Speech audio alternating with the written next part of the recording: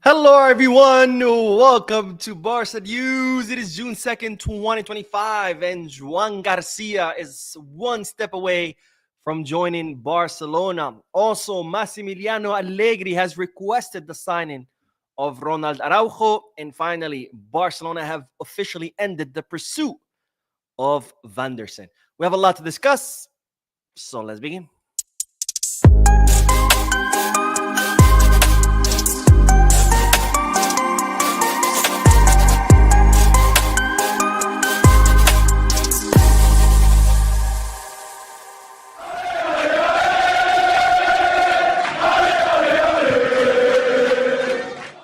Hello, everyone. Welcome to the channel. My name is Mo, and this is the Barca News Live podcast, which is on every Mondays, Wednesdays, and Fridays, where not only we discuss Barcelona news, but we also get to interact with you lovely people in the chat section by reading your comments, answering your questions, and getting a discussion going.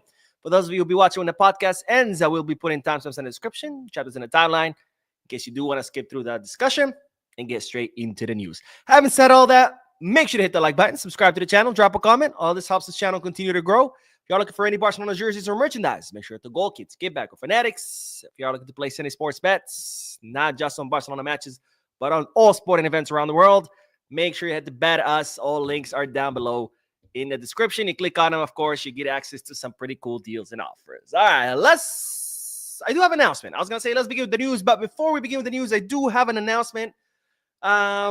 It's not regarding the raffle. We already did the raffle. We picked the 3 winners. I already messaged all 3 winners to get their details and ship those kits to them. But I do have an announcement, and it concerns the members of the channel. Because, yes, you can become a member of the channel. There are 3 tiers of membership. And I'm announcing a special treat for all members of the channel, current members and future members. And that's that starting in 2 weeks, on Saturdays, I'm going to be doing a podcast every Saturday of every week, starting in 2 weeks. Does that make sense? That's going to be exclusive only to channel members. So only members will be able to watch those podcasts, again, every Saturday, starting in 2 weeks. And it's going to be more of a one-on-one, I guess one-on-one, even though it's going to be more than one person, kind of podcast, where obviously it's going to be a lot less people than the usual podcast. So it's going to be a lot more informal, and we'll be able to talk about whatever you guys want. Because, again, it's not going to be as many people, so it's going to be less comments. So I'll be able to read every comment, and you can ask me whatever you want. It doesn't have to be football related. We can talk about basketball, baseball. We can talk about life. We can talk about movies, TV shows, whatever you want. Or, of course, we could just stick to the topic and talk about football. But you guys get to ask me whatever you want. Again, this will be exclusive for the channel members, starting in 2 weeks, every Saturday. I'll put, of course, this announcement on the social media pages of the channel, and I'll put it also in the community tab so you guys know in case you're not watching this podcast. All right, let's start with the news. And as always, the first segment of this podcast is several little bits of news combined together. It started with the great news that, ladies and gentlemen, Hansi Dieter Flick has been chosen the coach of La Liga season 2024-2025 after an incredible performance by the German coach, who was able to take the same exact squad that we had last year and he took them from winning nothing to winning 3 trophies, winning La Liga, Copa del Rey, and a Spanish Super Cup. And in La Liga, Hansi Flick had 28 wins, 4 draws, and 6 defeats, a total of 102 goals in favor with 39 goals against. And with this performance, Hansi Flick has won the best coach of the season for the 2024-2025 season. So congratulations to Hansi Flick, who with his tactics, with his vision, with his system, managed not only to awe everybody in La Liga, but left everybody in awe all around the world, who had a lot of fun watching this Barcelona this season, despite being this Barcelona's first season under Flick. What does that mean? That means that this is only going to get better. Now, speaking of Flick, I have been seeing a lot of comments, people saying like, oh, Flick's system doesn't work because look, we lost 7-6 against Inter Milan and Luis Enrique beat them 5-0. And it's like, what are you talking about? It's literally the same system. So what do you mean Hansi Flick system doesn't work? Luis Enrique uses the same system. It's the same system, guys. It's highly offensive system, attack with all 11 players, build from the back, high press, recovery of the ball upon loss immediately. I mean, it's the same system, guys. I don't know what people are saying that all of a sudden Flick's system doesn't work when literally Luis Enrique uses the same system that gave us 3 trophies, La Liga, Copa del Rey, Spanish Super Cup, the same system that gave Luis Enrique a treble, Champions League, Ligue 1, Coupe de France. I mean, the same system, guys. Like what is going on right now with some of the comments that I've been seeing? I mean, this is, again, literally the same system. The only difference is that Luis Enrique's project is more mature. It was his second season with his team. Us, Flick, it was his first. Also, Luis Enrique has more mature players. They're older. They've been playing together for a longer time. Where Flick has a lot of kids who are teenagers. And then, there is also the fact that, unfortunately, luck was not on our side, because I still maintain my position that Barcelona were superior to Inter Milan. But unfortunately, because of luck, it didn't go our way. For example, Lamine Yamal, he hit the post 3 times over both legs.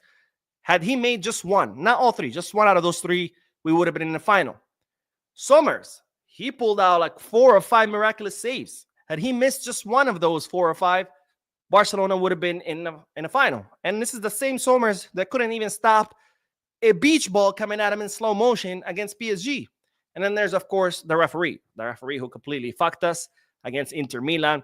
So when you put all this together, the fact that Luis Enrique has been a longer time with his team, his players are more mature, the fact that he has an infinite budget to sign whoever he wants, the fact that luck was not against him, this is why he was able to defeat Inter Milan while we weren't. But it's the same system, so please stop saying in the comment section, Flick system doesn't work, look at what Luis Enrique did. It's literally the same system, which, by the way, is the most successful system in history. This is the same system that gave Pep Guardiola a treble with Barcelona. The same system that gave Pep Guardiola a treble with Manchester City. The same system that gave Luis Enrique a treble with Barcelona. The same system that gave Luis Enrique a treble with PSG. The same system that gave Hansi Flick a treble with Bayern Munich. 5 trebles, the most successful system in the history of football. And people are like, it doesn't work. What? Sometimes I just want to seriously sit these people down and be like, how does your brain work? Like, how do you process information? How do you arrive at conclusions? Because you looked at this system that has won the most trophies in history, and your conclusion was that it doesn't work. Like, how? How did you arrive from point A to point B? I don't know.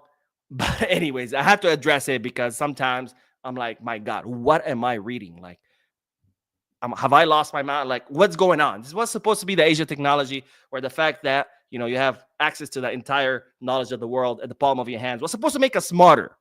And sometimes I wonder, is it actually making us dumber? Because, my goodness. Anyways, on to the next bit of news, because, ladies and gentlemen, Fermin Lopez will no longer have to do double duty. And this is, of course, great, great news for the player and for the team. If you don't know what I'm talking about, as I reported in a previous video, Fermin Lopez had been called up by both the Spanish national team, the senior team. He had been called up to the Nations League, and he had also been called up by Spain's under-21 squad for the under-21 European Championship. Now, this, of course, did not sit well with Barcelona, because we were seeing a repeat of last summer, right? Last summer, Fermin Lopez was called up to the Euros, and then he was called up to the Olympics, didn't have any rest, arrived late to the preseason, ended up getting injured right at the beginning of the season, ended up losing his spot. We also saw it with Pedri, right? Pedri played all competitions under Koeman, and then he got called up to Spain, and we saw what happened with him. So obviously Barcelona were not happy. Thankfully, he has been released by Spain's under-21 squad. So now Fermin Lopez will only be called up to the Nations League. And then after that, of course, he'll be able to take a proper vacation with the rest of the players so they can come back rested, re-energized, and ready to kick some butt next season. By the way, what are you guys doing for the remainder of the summer? Because I get really sad and depressed, and I feel like my life is empty without Barcelona football. So let me know in the chat section. What are you guys going to be? Are you going to be watching other sports? Are you going to be watching movies instead? Are you going to be, I don't know, outside kicking a ball? Let me know, how do you guys fill up your time without any Barcelona football? And then finally, the last bit of news is in regards to a guy who you might have forgotten played for Barcelona. And it's this guy, Alex Collado, the 26-year-old right winger who actually came up through the academy. Did not really work out too well for him for Barcelona. He didn't have really what it takes to succeed in the first team. He ended up leaving to Saudi Arabia, to Al Khulud. And the news now is that Alex Collado will be back to Spain. It looks like Al Khulud will be transferring Alex Collado to Real Betis. And you might say, Mo, why do we care? Well, we care because Barcelona still own 20% of the rights of the player. Now, the transfer is going to cost 2.5 million euros. So 20% of that is 500,000, which I know is not a lot, nothing to rave about. But given the club situation, even 500,000 euros still helps. And I mean, hell, I'll take 500,000 euros. But of course, 500,000 euros for me might be a lot. For a club like Barcelona, it's, the weekend's cocaine budget. But anyways, that is all the news. Let's do the comment section. And then we will talk about Joan Garcia because he's getting closer and closer, ladies and gentlemen. All right, we do have the first donation, as always. Shin, with his incredible generosity, says, "Sup, Mo? As per your intro, there are 3 things guaranteed in life: death, taxes, and plastic fans forever remaining." Plastic fans. That is true. By the way, Shin, I don't know if you missed the announcement. I don't know if you joined at the beginning or a little bit late. I'm going to start doing a weekly podcast on Saturdays, strictly for members only. And since you're a member, you'll have access to those podcasts. Something new I'm going to try out. It's going to be completely informal. We can talk about whatever you guys want, including football, of course. But I'm really looking forward to those. So hopefully I'll see you in those. All right. Mohammed says, Mo, do you think Joan Garcia will make a huge difference? I think he does have the potential to make a difference because an elite club that strives for everything needs an elite goalkeeper that's able to make the impossible stops where everything else fails, right? You cannot depend fully on your goalkeeper to just save your ass. You have to have systems in place, offside trap, your midfielders tracking back and helping with the defense, your defenders being good, your fullbacks, etc. You have to have all these. But if all fails, you want a goalkeeper that is going to pull some miraculous saves. Not always, because, of course, it's impossible to ask a goalkeeper to every shot that he takes is going to be a miraculous save. Some of them will go in, especially with a team like Barca. Barca concedes. That's the nature. That's a byproduct of how we play. And we're going to continue to concede no matter who's the goalkeeper. But we need a goalkeeper that can save those impossible shots, kind of like what Sommers did in the semifinals of the Champions League, right? Sommers was key in Inter Milan going in because he pulled some miraculous saves. Had he missed any of those saves, just one of any of those saves, Barcelona would have been in the final instead of Inter Milan. So that's the kind of goalkeeper that you want. A goalkeeper, when everything else fails, they can make that one stop, just one stop that can make all the difference. That can go from being eliminated to going through, right? And I think he has the potential, right? Now, of course, we haven't seen what Joan Garcia can offer Barca yet. So that's why I say take it with ease, because people love to hype up players. And then when things don't work out, all of a sudden they're the worst, they're trash, they're garbage. And it's like, bro, the only reason you're disappointed is because you hyped them up yourself. You set yourself up for failure because you all of a sudden thought that this is going to be the next Maradona, and it wasn't. And the only reason you thought it was going to be the next Maradona because you built it up in your head that that was going to be the case. But I think Joan Garcia does have the potential to be an elite goalkeeper. But we still have to wait and see what he does at Barca. Because remember, succeeding with Espanyol is not the same as succeeding with Barca, right? Espanyol plays one match a week. Barcelona plays one match every 3 days. And exhaustion, as you know, plays a big part in players' performance, right? It's a lot easier to be at top of your level when you have a whole week rest every week, right? Also, Joan Garcia wasn't really being called up to the national team. If he starts doing well with Barca, he will start getting called up to the Spanish national team. So that means also not only playing one match every 3 days, that also means playing during FIFA international breaks, where before FIFA international breaks were kind of like, oh, let me go take a nap. Then Barcelona playing, 4 competitions. Espanyol only play La Liga. Barcelona face off against the biggest European giants, Espanyol. They just play against La Liga teams. So there is a big difference of being, a star with a team like Espanyol versus a team like Barcelona. Again, I'm not saying he doesn't have what it takes. I think he does have what it takes, but we still have to be cautious, wait, take our time, see what he can offer versus build him up in our head and be like, oh, he's the next Oliver Kahn. And then when he's not the next Oliver Kahn, we're all like, oh, he's trash. And it's like, dude, you did this to yourself. All right, baby's comeback, says Juan signing and tech renewal. Does that mean Matt's out? Right now, the plan is not to kick Ter Stegen out.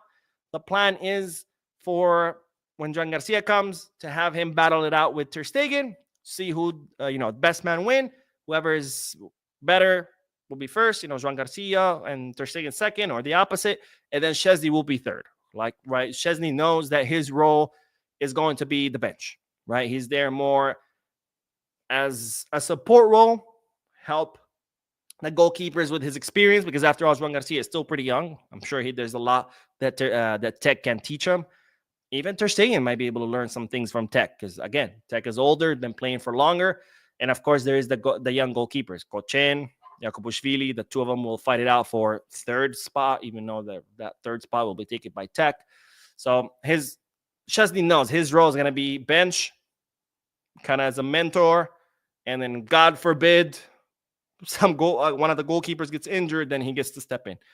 But there's no plan to push out Ter Stegen. And let's do one more comment, and then we'll talk about Joan Garcia, since I'm sure that's what you guys are here for.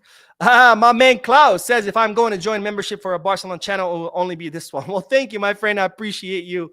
You always have been a big supporter of this channel. Klaus is an OG of this channel. He's been in every podcast for as long as I can remember. So thank you, my friend. I appreciate that. And with that, let's do the next bit of news, which is the big bombshell, which is Joan Garcia. Because, ladies and gentlemen, the Espanyol goalkeeper is only one step away from joining FC Barcelona. And you might say, what is that step, Mo? Well, that step is paying the release clause, because, drum roll, Joan Garcia has officially greenlit his move to Barcelona. Now, as you know, Joan Garcia met with his agent, I think it was Thursday or Friday of last week, where his agent presented him with multiple offers, including Barcelona's offers. And of course, Joan Garcia said, okay, thank you for letting me know. I'm going to take the weekend. I'm going to think about it. I'm going to meet with my family, talk to my loved ones, and then I'm going to decide which one is the better offer. But even before doing that, he was already thinking that Barcelona's offer was the most attractive one. Why? Because A, it's FC Barcelona. Who doesn't want to play for FC Barcelona, right? One of the most historic and one of the biggest clubs in the world. And of course, because B, the project, right? Barcelona's project is probably the most exciting project right now on the planet. I mean, you have an incredibly young team with lots of potential under an incredible coach that has just completely transformed this squad. And not only the squad overall, but he's gotten the best out of all his players. I mean, Ferran Torres. Who would have thought that Ferran Torres would become a super sub? Nobody. Who would have thought that Rafinha would go from running like a headless chicken last season to being a Ballon d'Or contender? Nobody, right? Who would have thought that Eddie Garcia... Well, I did. I always said Eddie Garcia was great. But in general, who would have thought that Eddie Garcia would go from someone on his way out to now a guy that can play 20 different positions and do a great job, right? This is what Flick has done. He's done a great job transforming the squad. He's been able to extract the best out of all his players. You have an incredibly young, exciting, talented squad with players like Lamine, like Cubarsí, like Pedri. Who the hell doesn't want to play with those guys? So overall, the project was already pretty attractive for Joan Garcia. He took it over the weekend, thought about it, and now it's reported that he has greenlit his move to Barcelona. And there's also a little bit more at play here. It seems that part of, or maybe a tiny part, a small percentage of Joan Garcia also pivoting more towards Barcelona is because a lot of the Premier League offers fell through. Manchester City, they pulled out of the race. Newcastle, they pulled out of the race. And Bournemouth, they pulled out of the race. So the other alternatives are, Napoli, who the fuck wants to play there? Just kidding. With all due respect to the Serie A champions. Bayer Leverkusen, I mean, that team is going to go nowhere. They had their one spectacular year. Now everybody has left. So Barcelona, is the most attractive option, not only because it's Barca and because of the project, but when you compare it to what's left, I think it's a no-brainer. Now, right now, Barcelona are finalizing the last few details with Joan Garcia's agent. It's reported that Barcelona will be offering him a 5-year contract. That's not 100% confirmed, but that's what the rumor is currently saying. So right now, they're finalizing the last few details. Once everything is completed, then Barcelona will go ahead and pay the 25 million euro release clause, and Joan Garcia will officially become a Barcelona player. They're expecting that maybe by the end of this week, if not by next week. But either way, it looks like Joan Garcia will become a Barcelona player, pending a few last details that Barcelona need to finalize. And again, once that's finalized, Barcelona will pay the 25 million euro release clause, and officially we will have a new goalkeeper, a young goalkeeper. Someone will hopefully inject some energy into that position, because whether you love Ter Stegen or hate him, whether you love Tech or you hate him, at the end of the day, they're both in their 30s. We need someone young. Of course, we do have Kochen, Yakubishvili, but the two of them are 18, 19 years old. So we have like two goalkeepers who are too old and two goalkeepers who are too young. So it's good to know that we'll bring someone that can bridge the gap, right? A 24-year-old goalkeeper who was, by the way, he had the most stops in La Liga season this past season. Now, I did do a reaction video to Marcus Rashford. Would you guys be interested to see a reaction video to Joan Garcia stops from this season? I think that's a good idea. Let me know what you guys think in the chat section. Of course, I am here to serve. So whatever you guys want, let me know. Abbas says, hello, Mo. What do you think about Lamine not winning the young player of the tournament? And what do you think about that final? I'll tell you what I think about Lamine not winning the young tournament. I think it was the dumbest thing ever, because they gave it to Doué. Don't get me wrong. An incredible player. Very promising. But the award is the best young player of the tournament, not of the final. Okay? Doué did amazing in the final. 2 goals. It was a masterclass by the youngster. But if you look at the full tournament, there's a lot of matches where Doué didn't even start. Doué was not as key to PSG as Lamine was to Barca. Lamine was a starter in every single Champions League match. Lamine was key in every single Champions League match. Lamine even put the team on his back in several occasions. Remember against Monaco when we were down a man for the whole match? It's thanks to him that we almost drew that match. We didn't, but whatever. Inter Milan, the first leg. It's thanks to him that Barcelona pulled a comeback. So Lamine has been key in every single Champions League match. He's been a starter in every single Champions League match. He's very important in every single Champions League match, where Doué wasn't. Sure, he had one hell of a final, but the award is the best young player of the tournament, not of the final. So the fact that they gave it to Doué, I think it's honestly stupid. I mean, these awards have become, instead of being like the entire season, oh, let's look at what they did the last 2-3 matches, and based on that, like what? It's like Dembélé, right? People are now saying Dembélé should win the Ballon d'Or over Lamine. Why? Dembélé was a complete ghost, a shell of a player up until January. Once January rolls around, Dembélé becomes amazing. But he ghosted the first half of the season. Lamine has been there consistent since day one until the last day. Every fucking match, every week, the whole season. And you're telling me someone who showed up for half the season deserves to win over someone that showed up the entire season? That doesn't make sense to me. And that's the problem with these individual awards. They've become, instead about like performance throughout the whole season, oh, let's see what they did the last 2-3 matches. So I can just take a nap for 6-7 months, and then the last 2 months do amazing and then win the award. It's like, it shouldn't be like that. It's supposed to be the whole entire season. It's also an individual award. Why are they giving them based on what the team did? Like, oh, well, Doué won because PSG won the Champions League. Okay, but it's not a team award. Like, that's why they got the Champions League trophy, because they won the Champions League. This is based on performance over the whole season. But I don't know. Anyways, Not the Gamer says, my goat Mo, how you been? I'm so tired of all the people complaining about Barca. We have had an amazing season. We don't need Dibu. We don't need Gyökeres. We don't need a goalkeeper. I'm tired of that too, because I've seen the same people who are saying, oh, look, Flick system doesn't work. I'm like, that system gave you 3 trophies after winning nothing last season. That system gave you 4 victories in all 4 El Clasico matches. That system gave you 2 humiliations of Real Madrid and 2 finals won against Real Madrid. That system gave you 60 goals against Real Madrid, and you're telling me it doesn't work? Again, I just want to sometimes sit down with these people, be like, how does your brain work? Like, how do you arrive to conclusions? Or maybe you don't. Maybe they don't arrive at conclusions. Maybe they just say shit just for the sake of it. Like, oh, fuck it, I'm just gonna say something. I'm not gonna think about it. I'm not gonna make.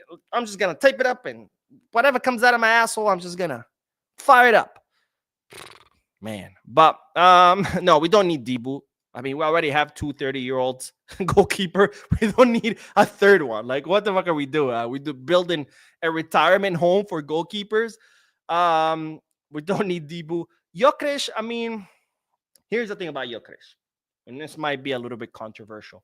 People keep saying Gyökeres, Gyökeres, Gyökeres because a lot of times people treat football like they treat fashion, right? Whatever is hot and style during that moment, that's what everybody wants, right?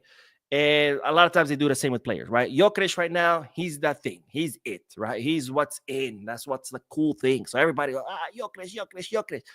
And it's like, Gyökeres just had one good season at Sporting in Portugal. Now, I'm not saying Gyökeres sucks or he's trash or anything, but why do you assume that Gyökeres is going to come to Barca and do the same thing? There's a reason why in the Golden Boot race, goals in the Portuguese league don't count the same as goals in the Premier or in the league on La Liga. You know, for each goal in La Liga or the Premier, it's 2 points.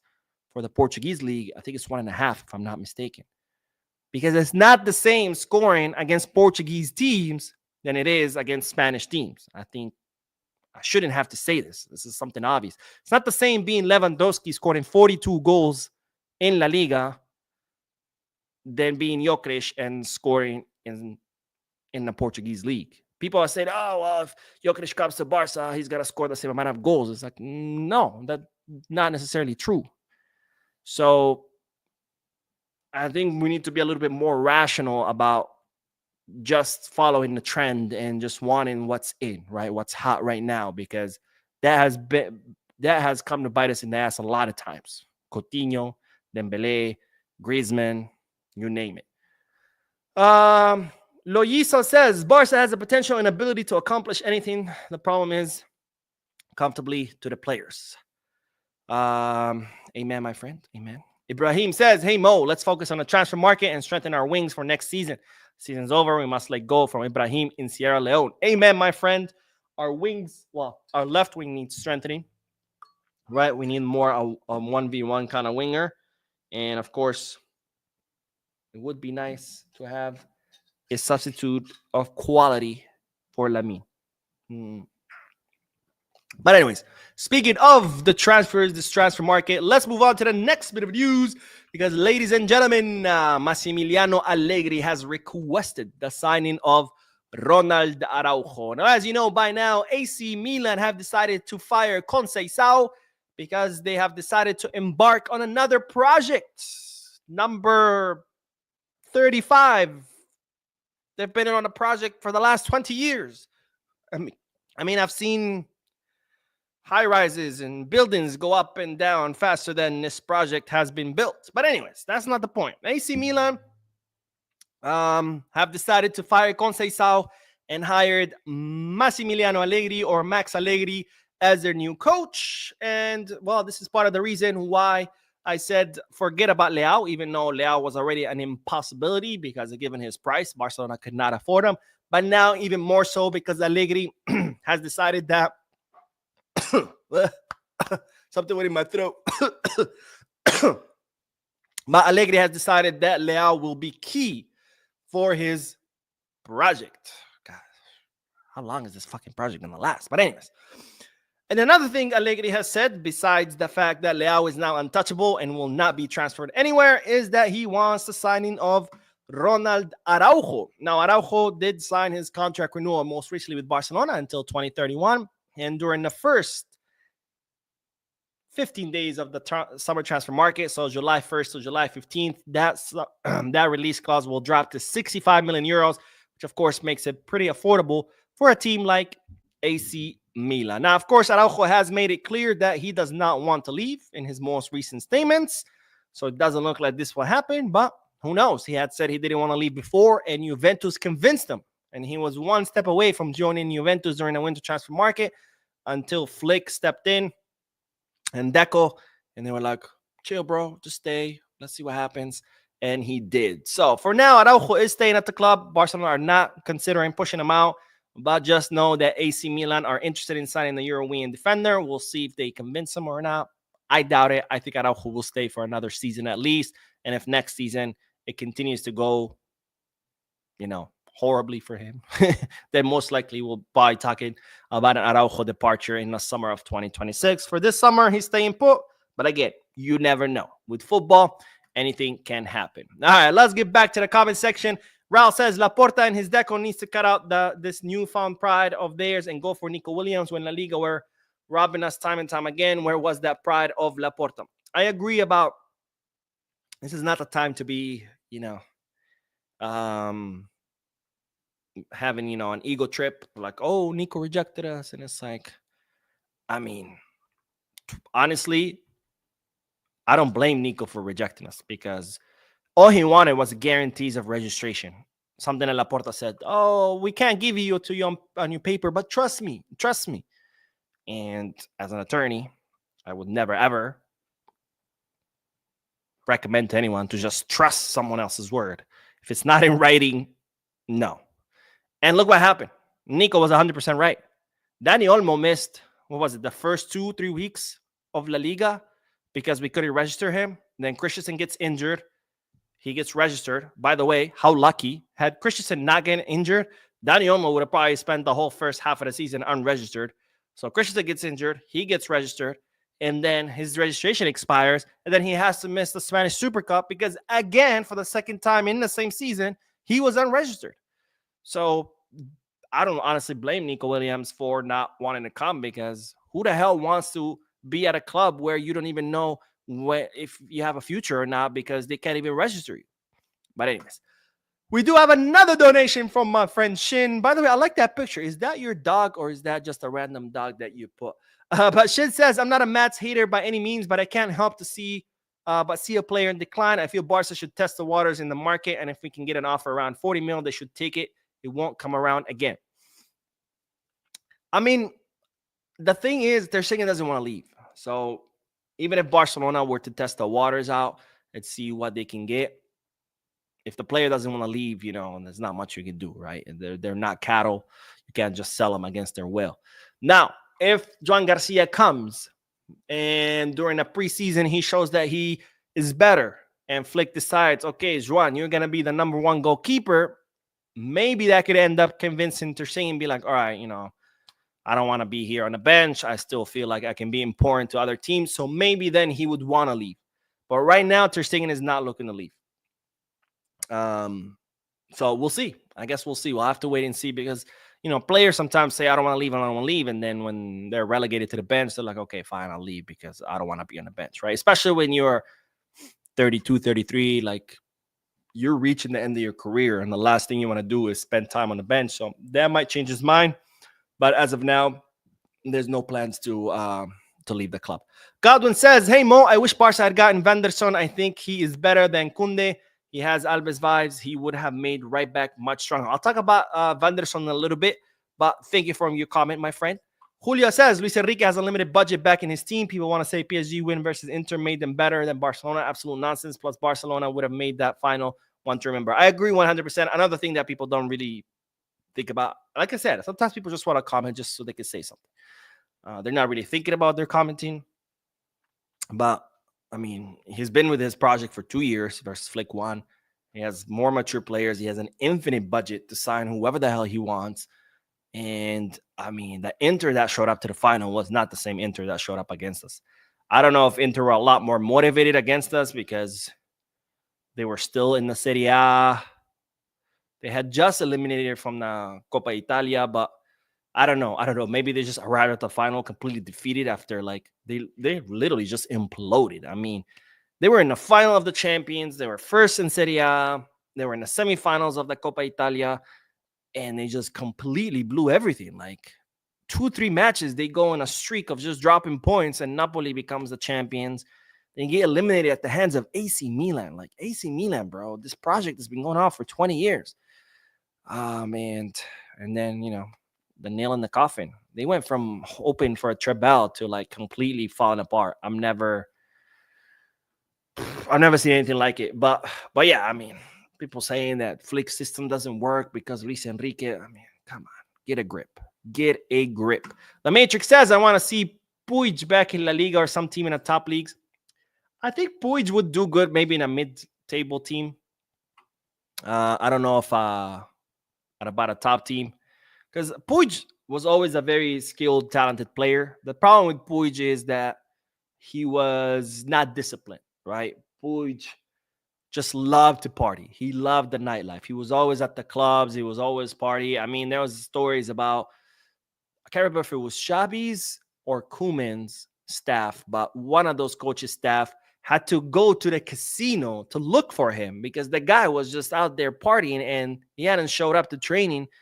And when the staff showed up, he asked his security guards to sneak him out the back so he doesn't get caught. I mean, that's the kind of guy that Puig was, which is a shame because he's a very talented player. But, you know, as football has shown us time and time again, talent alone is no longer enough. In this modern football where it's so competitive, you need talent and you need also dedication, hard work. You need both. You can't have just one. I mean, this is back in the day, maybe in the 90s, 80s, 70s. I'll say maybe 70s, 80s. You could be the most, if you were talented, you're good, man. You could be like out partying until 3, 4 in the morning, drinking, smoking, show up to your match and do amazing. Today, football is like super professional. I mean, it's a 24/7 job. This is not just I show up to the match and that's my job those 2 hours. Now it's like you have to watch everything you eat at all time, how much you eat, when you eat, how much water you drink, when you drink it, what time you go to sleep, what time do you wake up, what time do you take your naps, exercise in the gym at the stadium, not stadium, at the training facilities, exercise at the gym at home, when you stretch, when you have to stretch at home, when you stretch, like it's 24/7 job. And if you're not willing to commit that job, someone else who is committed, who could have half the talent as you, will run circles around you any day. And, you know, unfortunately with Puig, it's just wasted talent. Wasted talent. Shin, my man, feeling very, very generous. Thank you so much for your generosity. Shin says, yes, that's my biggie boy. His name is Revan, named after Darth Raven from, it's Raven. Is it Raven? I'm not a big Star Wars nerd, so I don't know if it's Raven or no, it has to be Raven, right? Named after Darth Raven from Star Wars. He's a bit mixed with a heart bigger than his brain. I love it. I love it. Well, he looks like a very handsome boy. I can't see the picture too large because it's just a profile picture, but he looks like a handsome boy.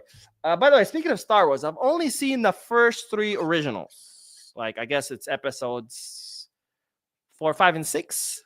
That's the only ones I remember seeing as a kid. I haven't seen them as an adult, so I don't remember much. But I remember as a kid, I would like, there was this thing called the app sculptor. Some of you who are my age or older might remember. It's kind of like this metal thing that you grab on and it helps you do like crunches, right? So I used to flip the app sculptor, and where you put your elbows, I would put my feet, and I would grab onto the metal and I would pretend it was a spaceship, and I would pretend I was in Star Wars. I'd be like, like flying through space. Good times. I should probably rewatch Star Wars now as an adult, since it's been a very, very long time. But thank you, my friend, for your donation. And that's a pretty cool dogo. All right, let's do the last bit of news and then we'll do more comments. But let's talk about Vanderson, the Monaco right back, who Deco has been tracking for quite some time. Now, as I reported in previous videos, Vanderson was always Deco's number 1 option to reinforce the fullback positions. Deco has been tracking him for quite some time. He has been in talks with Vanderson's agents since Deco arrived at the club, but of course it was never the right time given the club's financial situation. And this was the summer where Barcelona were going to look to reinforce the fullback positions, to have someone to compete with Koundé and Balde, kind of, bring a fullback that can be kind of like a Cancelo that can play on both sides. Since Barcelona cannot sign 2 fullbacks, a right back and a left back, they were looking to sign one that's able to play on both sides to kind of relieve both fullbacks, both Koundé and Balde. And Vanderson was high on the list. Flick's favorite option was Jeremy Frimpong. Deco's favorite option was Vanderson, but none will come because, of course, after that last stretch of the season, where Eddie Garcia showed that he's more than capable to be Conde's substitute. And with Gerard Martin, Flick being a fan of his work. I'm not a huge fan of Gerard Martin's work. I don't think he's as bad as people make him out to be. But Flick seems to like him. And if Flick likes him, I guess who am I to disagree? But with the rise of Eddie Garcia and Gerard Martin, plus you still have Hector Fort, so you technically have 3 right backs. And then you have Jofre Torrents, who's coming up through the academy, who Flick is a big fan of, thinks can be the competition for Balde. So now you're talking about 3 left backs, 3 right backs. So pretty much Flick and Deco decided that Barcelona will not be signing any fullbacks. So Barcelona have now officially communicated to Vanderson that their pursuit of him will not proceed forward. So now the player officially knows that Barcelona will not be going after him. So he will now be free to look for other destinations. Now, of course, my question to you is, and let me know in the chat section or in the comment section, would you have liked to see Vanderson at Barcelona? Yes, no? Do you think we have what we need and Vanderson would be unnecessary? I mean, I honestly liked a lot what I saw from Eddie Garcia, and I think with Conde, we're good on the right. On the left, I'm not a huge fan of Gerard Martin. I think he'd be a good option against mid to bottom table teams. If we have, a match against mid to bottom table, give Balde some rest so we can save him for the difficult matches. I think that's fine. But maybe Flick is thinking, hey, Gerard Martin is a good solution for now until Jofre Torrents becomes ready. Because Flick is supposedly fully impressed with Jofre Torrents. He thinks he could be the full competition for Balde. But of course, Jofre Torrents has not played first division football. So it's going to take him some time to get used to it, to get used to the higher level of competition. So maybe Flick sees Gerard Martin as a good, temporary solution, maybe. I don't know. But the news is no more Vanderson. The pursuit has officially ended as Barcelona will not be signing any fullbacks. All right. That is all the news, by the way. Let's do some comments and then we'll end the live stream. But Mez says Szczesny renewed because he was sure he'd be second because, in my opinion, Szczesny is better than Mark Ter Stegen. I don't think that's true. I think Ter Stegen is a better goalkeeper than Szczesny. I think Szczesny might be a better at stopping shots by a little, but I think Ter Stegen footwork is 10 times. Wow. Szczesny technically doesn't have any footwork, so. And I think the difference between the footwork of Ter Stegen to Szczesny is so big that makes up for the better stoppage power that Tech has, if that makes sense, right? If we were to put it on a scale of 10, let's say Tech has an 8.5 stopping power. I would put Ter Stegen at maybe 7. So that's like a 1.5, maybe 6.5. So 2-point difference. But when it comes to footwork, I would put Ter Stegen at a 9, where Tech is at a 2 or 3. So, now we're talking about a 7-point difference. So that you subtract the 2 points of stoppage power that Tech has over Ter Stegen, and Ter Stegen ends up winning. So I think Ter Stegen is a better goalkeeper than Szczesny. So I think the battle is going to be between Ter Stegen and Joan Garcia. And again, like I said before, I think Ter Stegen is better than Szczesny. I don't think Ter Stegen deserves the hate that he gets. But either way, if you ask me who do I want to be the goalkeeper next season, my answer is I couldn't care less. My answer is let the best man win. Okay? Let Szczesny, Ter Stegen, Joan Garcia, Eddie Garcia, because apparently he can play every position. Might as well give him some gloves. Let them all battle it out. And whoever Flick says, this is my guy, I'm happy with that option because I want the best guy under the 3 posts. That's it. That's all I can ask for. I'm not married to the idea of Ter Stegen has to play. No. I'm also not married of fuck Ter Stegen, to the idea of fuck Ter Stegen, which a lot of people are. They're like, fuck Ter Stegen. It's like, no. Let Flick decide. What if Flick decides that Ter Stegen is the best one? Oh, well, fuck Flick too, right? No. It's whoever Flick decides. And it's like, I'm not married to either idea. Whoever is the best, let that person be the goalkeeper. But I still think Ter Stegen is better than Tech. Space Says, nah, Joan Garcia wants a secure starting spot. That would mean Ter Stegen possibly leaving. I've seen those rumors flying around. I don't think there's truth to them. And even if it was, this is FC Barcelona, my friend. No one gets a secured starting spot. Period. This is FC Barcelona. You come here, you fight for your spot, you earn your spot, and you keep fighting to keep your spot. And the moment that you stop fighting for your spot, you lose your spot.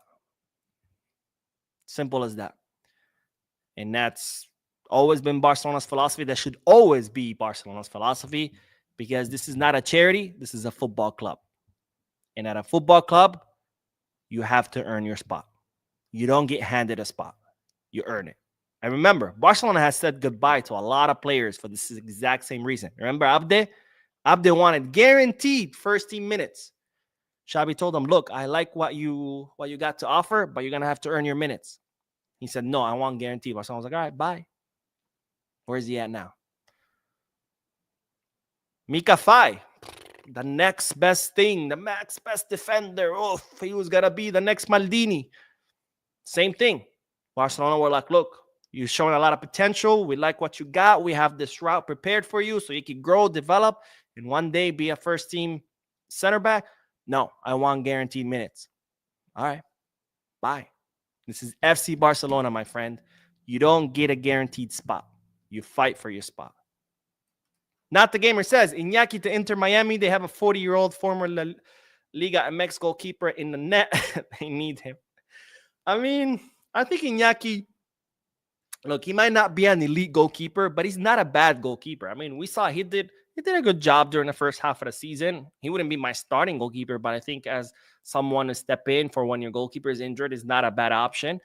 But I think he has what it takes to be at other European clubs. I think it's too early for him to go to the MLS. I think he could easily be at a club, a mid-table team in La Liga, and be their starting goalkeeper and do an amazing job. But no, I don't think he's that bad where we should already ship him to the MLS. I think he's still got it in, he's 26. He's in his prime of his career. He's a decent goalkeeper. I think he should be in a mid-table team in La Liga or, I don't know, another league, but not the MLS. Not the MLS. Jose Fernandez says, hey, Mo, if when Garcia joins and becomes starting goalkeeper, Mark will leave because he will need minutes for the German national team in the upcoming World Cup. What do you think? That is a possibility. That's why I said, right now, Barcelona are not trying to push him out, but things could change if Joan Garcia comes. They do the preseason, and then Flick is like, all right, I like Joan. I don't like Ter Stegen. Then maybe he might think, maybe I should go search for minutes somewhere else. I still got a few more good seasons in me. I don't think I deserve to be on the bench. Also, the German national team, even though Nagelsmann already said that Ter Stegen is the number one goalkeeper. So, yeah, those things might pop up in his mind. But for now, Ter Stegen is not thinking of leaving. Barcelona are not thinking of pushing him out. But again, things could change if Flick ends up choosing Joan Garcia. But for that, the two of them are going to have to fight it out. Because, again, like I said a few comments ago, this is FC Barcelona. You earn your spot. Aluta says Manchester United should get Ter Stegen. It's gonna help as money at least, and to Abad Onana. I think I get the gist of your comment. Again, Ter Stegen is not leaving for now, and Barcelona are not thinking of pushing him out. Later down the road, Ter Stegen changes his mind and says, I want minutes somewhere else. Maybe Manchester United could be a good destination for him. Let's see. What else? Big Flex, bruh. Says Nico Williams next. Better not be Diaz. We cannot afford Diaz. Made that very clear. I know journalists love to write about Luis Diaz. Barcelona just signed Luis Diaz. Luis Diaz spotted training at the Ciudad Deportiva. Luis Diaz just played against Athletic Club de Bilbao, but he was wearing a mask, so nobody could recognize him. They love linking Luis Diaz. And I mean, there is some truth to the links, right? Because he is Deco's favorite option. Deco has been in communication with Luis Diaz's agent on several occasions. Luis Diaz, apparently his dream has always been to play for Barcelona. So there's some truth under those links, but Barcelona are not going to pay 85 million. Now, if Liverpool decide to lower their asking price, then those links might become more possible. But as of now, as of today, June 2nd, 2025, Barcelona are not planning to pay that 85 million euros for Luis Diaz. The Matrix says FC Barcelona has scored the most goals with 140 goals in 46 games. This puts them ahead of PSG with 123 goals and Real Madrid with 118. Yes, Barcelona have scored. It's actually not 140. It's 178 goals in all competition. The team that has scored the most goals in all of Europe. But Mo, Flick system doesn't work. The Matrix says he is shining for about 2 seasons now. I can see why people want him. He should stay for another season. Who are we talking about? Partha says Nico's wage demands are unattainable for Barcelona. He has to chance to come. So the wage demands of Nico were for the Premier League clubs. So Nico has 2 wage demands. He has La Liga wage demands, which would apply to Athletic Club if they want to renew him, or if he decides to renew, even though he doesn't look like it, or for Barcelona. And then there's the wage demands for Premier League. Why? Because Nico wants to stay in La Liga. He prefers to stay in La Liga. So his thinking was, I don't want to go to the Premier, but if I do go to the Premier, might as well be for a lot of fucking money. So that's why he was requesting 15 million net per season from Premier League clubs. Because again, he was like, I don't want to go there, but if I have to, might as well earn a lot of money.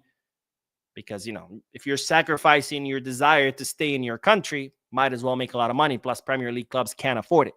Now, this kind of backfired because a lot of the clubs like Arsenal were like, all right, look, we want you, bro, but not that bad. We're not going to pay you 15 million per season. So the salary demands, those high salary demands that you've been reading about, they were for Premier League clubs. For Barcelona, it would be a different story. The same for Athletic Club de Bilbao. Plus, Barcelona are never going to, agree to pay 15 million. I mean, they're not paying Lamine Yamal 15 million. They're definitely not going to pay Nico Williams 15 million. Not the Gamer says it wasn't Chesney's fault, or D fell asleep.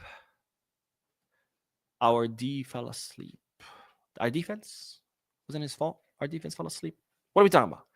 Kamara says, hi, Mo. What is the first signing of the season for Barca?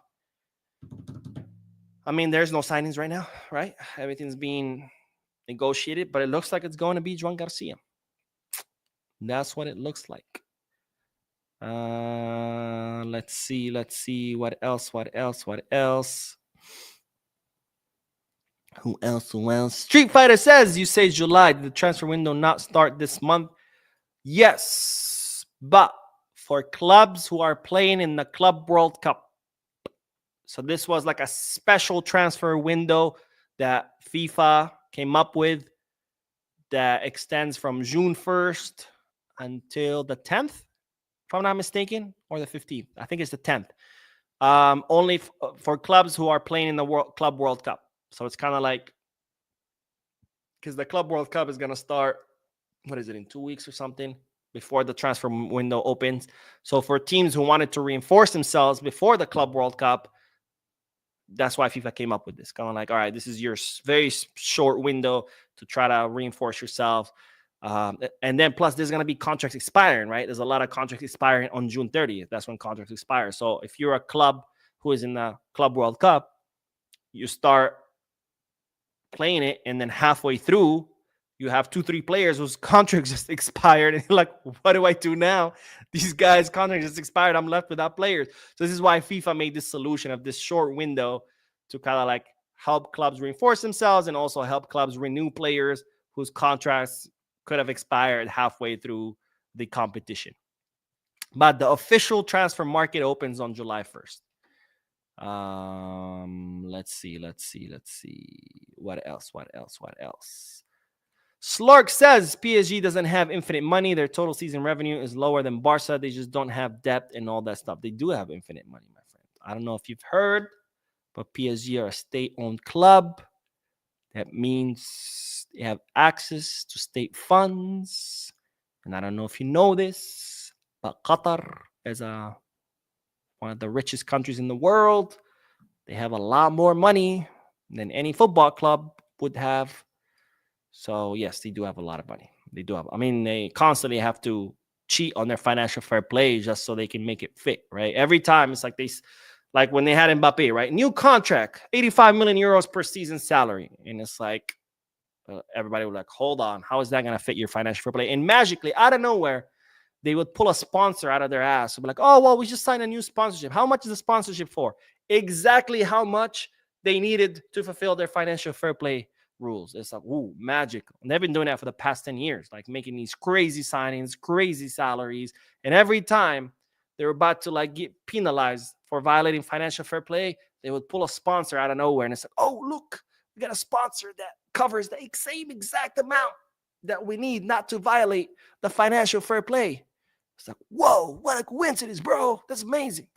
Mahmoud says, hi, Mo. Do you think Barca should be more active in the market considering how Real Madrid are looking to strengthen their squad for next season? No. Because same thing I was asked a lot last summer. Mo, what is Barca going to do? They just signed Mbappe. And I said, who cares? Madrid have always signed more than us. They've always spent more on signings than us.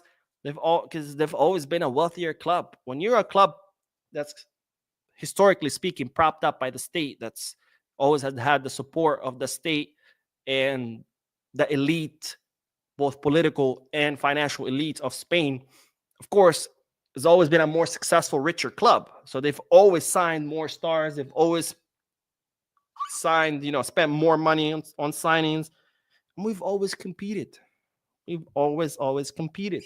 Because you don't need to sign the biggest stars in the world to compete. That's a lesson that PSG finally learned after 10, 15 years of spending billions. And B, because we have the best academy in the world. Real Madrid signed the Galacticos.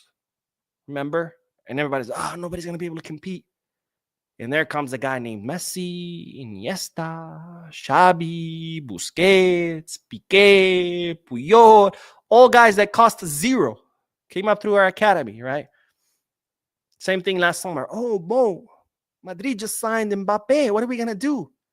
There comes a 17-year-old named Lamine Yamal, just completely destroyed Real Madrid. So no, we don't need to care about what Madrid is doing. We need to focus on what we need. What does our squad need? What do we need to get better? How do we improve? And that's what we should be focused on. Whatever Madrid does, that's their business, man. We focus on what we need and we should be fine. And plus, we don't have the money anyway. So we can't just be like, oh, Madrid just signed 5 guys. Let's go sign 5 guys because we don't have money. It's kind of like looking at your neighbor, be like, oh, my neighbor just bought a Ferrari. I'm going to go buy one too. Well, guess what? I can't afford a Ferrari. So he might buy one. Doesn't mean that I can. So, no. KBTV says, Sporting Lisbeth. Strikers looking hot, but off after Diego Costa and Falcao. No top striker really made it. Joao Felix flop. Darwin from Benfica can't finish. Portuguese league overrates strikers. That's a good point. Again, doing great in Sporting CP in the Portuguese league is not the same as doing great with Barca in La Liga or with, Liverpool in the Premier. They're two different worlds. Again, I'm not saying that Jokic is going to flop and he's going to be trapped. He might end up going and killing it too. But it's not as sure as people make it out to be. People are like, oh, Jokic, he scored 50 goals, whatever. That's it. That means no. He could end up scoring the same in the Premier or wherever he goes, but it's not a for sure thing like people make it out to be. And there's a reason, again, in the Golden Boot race, the goals in the Portuguese league are worth less than goals in the Premier and in La Liga because it's not the same. It's not the same scoring against Real Madrid and Atletico Madrid or scoring against Man City or Liverpool or I was going to say Chelsea, but who are we kidding? Than it is to score against Benfica or Porto, right? It's not the same. Noob Master says, Mo, I do believe that Deco right now is doing a good job with the transfer decisions. I mean, there haven't been any transfers, so I can't really judge. But I think what Deco has done good is renewing the talent in Barcelona. And that goes for the first team, right? Look at all the players we've renewed. Lamin, Garcia, Pedri, Gavi, Fermin, Marc Bernal is in the works. Frankie's in the works. Rafinha was renewed. Flick was renewed. Kunde is in the works. Balde was renewed. So I think he's done a really good job securing the talent that we already have, which is very important. You first want to secure what you have, and then you build on it. And he's done a great job with the academy. I mean, I've been covering this all season, right? We've renewed like 15, 20 kids in the academy. Kids who are very, very promising, like Guille, like Tony, like Oscar Gistao, like Roberto Tomas, like Jofre Torrens, right? He's done a good job doing that, securing the talent in the first team and securing the talent in the academy. As far as signings, I think that's where the bag is a little mixed, right? He brought us Vitor Roque by the biggest flop. I mean, till this day, we don't have an explanation, right? And people say, well, not always the signings work. Sure. But usually there are signs that show you that this signing might work, right? Right? With Dembele, right? Dembele didn't work. But when you watched him at Dortmund, you were like, okay, this guy's going to kill it. He didn't end up killing it. So there you understand. You're like, okay, you expect him to kill it because he was already killing it somewhere else. That makes sense, right? Coutinho had an incredible season with Liverpool. So you're like, okay, I see why they thought he would also kill it at Barca. He didn't, but you could see the logic behind it. Griezmann's always been a top player. So you're like, all right, I can see why they would sign him. Makes sense. Obviously, the quantities don't make sense, but you could see how you would think those signings would work. They didn't end up working. That happens. Roque, there was no signs of that guy that was going to be supposedly the next Luis Suarez. Oh, no. They were saying the next Ronaldo Nazario. Like, there were no signs of that. So it's like, how did you justify 60 million on a player that was just not showing any signs that he was going to be the next Ronaldo Nazario? I mean, that does not make sense, especially given the club's financial situation. 60 million is already a lot. But when you're talking about a club that's in financial ruins, 60 million might as well be 120. And that was the crazy thing. So when it comes to signings, that's where the bag is mixed. Dani Olmo, again. We were trying to sign Nico because we didn't have a left winger. Nico says no. So you're like, oh, I got to sign someone. No, you don't. You don't got to sign someone. But no, we had to sign someone because God forbid we go through a transfer market without signing anyone. So we signed Olmo. Again, nothing against Olmo. I think he's a great player. He's been a difference maker in a lot of matches. But did we need him? We didn't, right? And that's the point that I always make. And every fucking time people are like, wow, Olmo's good. Blah, blah. Again, I'm not saying Olmo's not good. I'm saying, did we need him? Did we need an attacking midfielder? Forget Olmo. Forget the name Dani Olmo. Did we need an attacking midfielder? Yes or no? The answer is no. We did not need another attacking midfielder. We have a million attacking midfielders. We have Fermin, Gavi, Pedri, Rafinha that can play in that position too. Pablo Torre. I mean, you name it. We had so many options. And yet, because we couldn't sign Nico, we had to sign someone. And we went and brought another attacking midfielder when we already had like 5 on the squad. Oh, we had Gundogan because that was before he left. It's like when it comes to transfers, the bag has been mixed. So, but as far as renewals, good job. Luis Rodriguez says, all these sale talk, but nobody thinks about how soon we can sell Iñaki to get some funds. Need him sold ASAP to Turkey since they just lost their keeper. The thing is about Iñaki, he's not really going to bring you that much funds. His salary is very low, so it's not going to affect much. And what we really need to get out of this club is Lenglet and Ansu, because the two of them have two incredibly high salaries. Those players leaving will make huge difference.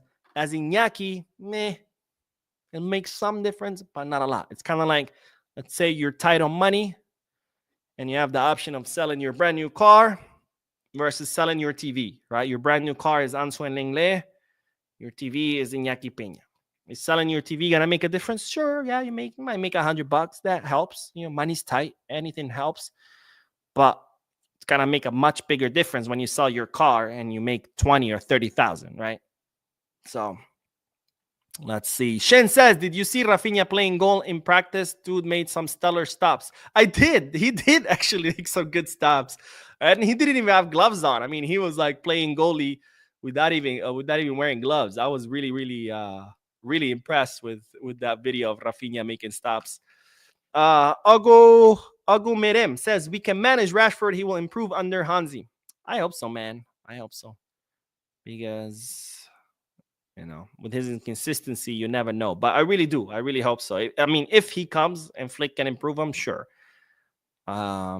Let's see. Richie says, loving your work. What are your thoughts on Barca next season? Are you optimistic of a Champions League win?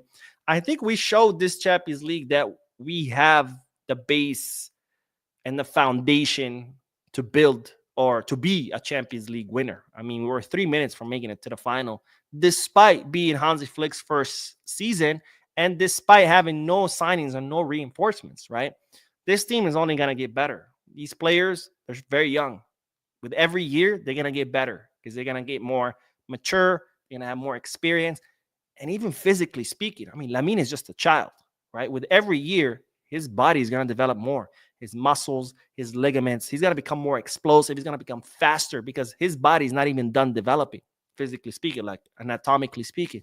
So these players are going to get better with every year as they get, as they mature physically, as they mature mentally, as they get more experience. They're also going to get better playing together, right? Because the more time you spend together with your teammates under the same system, the more it becomes muscle memory. The more you can read each other's moves, the more chemistry develops.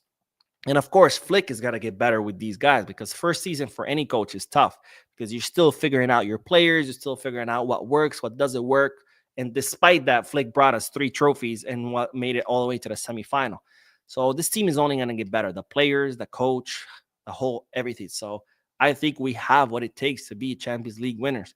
Now, whether we win it or not, that's a whole nother story because, of course, as you've seen, winning the Champions League is not just about skill. It's also luck. And we were very unlucky in the semifinal. Very unlucky. Arthur says you can check on his numbers. He has been consistent for the last few years. Bruno is a fine example. Who is he? Who are we talking about? Quincy Jones says Diaz has those signs. I think Diaz is the last sexy option at left wing compared to Rashford, Nico, Leao, but I'd be willing to bet he's incredible at the gate like a Paulinho, Vidal, Aubameyang, etc. I mean, don't get me wrong.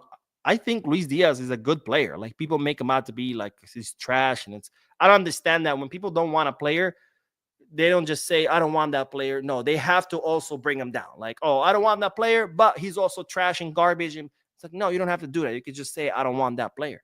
You don't have to make him out to be all this garbage just because you don't like him. Luis Diaz, I think, is a great player, and he would be a great addition to the team, and I think he will be an upgrade. But the problem is he's 28 years old, and 85 million euros for Luis Diaz at 28 years old is a lot of money. It's too much. Not only can Barcelona not afford that, but we shouldn't. Even if we could, we shouldn't. We shouldn't pay 85 million euros for a 28-year-old because at 28, that player is now is losing is a depreciating asset, is losing his value because at 28, that's your prime, right? Your price goes up as you get near your prime. When you hit your prime, your price flattens. And then from there, the price starts to dip. So you spend 85 million, you're never making those 85 million back. You're never going to be able to amortize that. And Rafinha's 28. We cannot have 2 left wingers who are the same age because they're both going to get old at the same time. That means you're going to have to replace both of them at the same time. The idea is if you have a 28-year-old, is to bring someone who's young. That way, when that 28-year-old Rafinha gets old, the young guy who you brought, now he's in his prime. So he can take over Rafinha. And then you bring another guy who's younger. So when that guy that's in his prime gets old, that guy who's younger takes his place. And you want kind of like this conveyor belt of players. You don't bring players all the same age and then they all age at the same time. And now, oh shit, now I got to replace the whole squad because they're all the same age.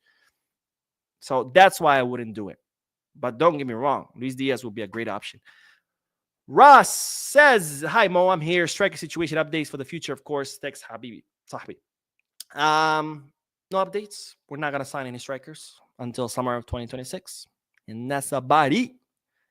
Eddie says, is Joan Garcia come? Ter Stegen will leave. Could be. That's a possibility. Right now, he's not looking to leave. But things could change if Joan Garcia comes and Flick decides he's the starting goalkeeper. And finally, oh, I meant to click on this one. And Zinzi says, I totally agree with you, Mo. We didn't need to sign Dani Olmo last summer. Thank you, my friend. Thank you. And again, it's not about the player. I know people are going to be like, hey, Dani Olmo. I forget Dani Olmo. Did we need an attacking midfielder? That's the question. We didn't. So why the hell did we spend 60 million and then had to sell rights to seats to register that player that we didn't need in the first place? Okay, one more. Earl says, what do you think about one of those Monaco players coming instead of Rashford, Diaz, etc.? I feel like they could be one of those talents like Doué, and we can harness their talents. If you're talking about Akliouche and Elise, how do you say his name? The Moroccan guy. I think they both play on the right, if I'm not mistaken. So I don't know if that would work. Let's see. All right, one more. Lunja says, wake me up when Garcia has joined. Barca, so anxious. Don't worry, bro. Ben Saghir. Thank you, Earl. Ben Saghir. Don't worry. It's getting close. So, but don't oversleep. I'm sure you have work. But don't worry. I'll let you know. Anyways, that is all. Oh my God, an hour and 11 minutes. That's probably the longest podcast I've ever done. But anyways, thank you guys so much. I don't know if there's more news. I'll probably just do a reactions video to Joan Garcia stops. Why not? I see that you guys, or at least some of you, like the reaction videos that I've been doing. Did a Marcus Rashford one yesterday. It got flagged by UEFA. So F you, UEFA, but whatever. I edited that segment out. So I'll probably do a reactions video to Joan Garcia stops later tonight. So stay tuned to the channel. Don't forget to hit the like button, subscribe to the channel, drop a comment. And as always, be scarce.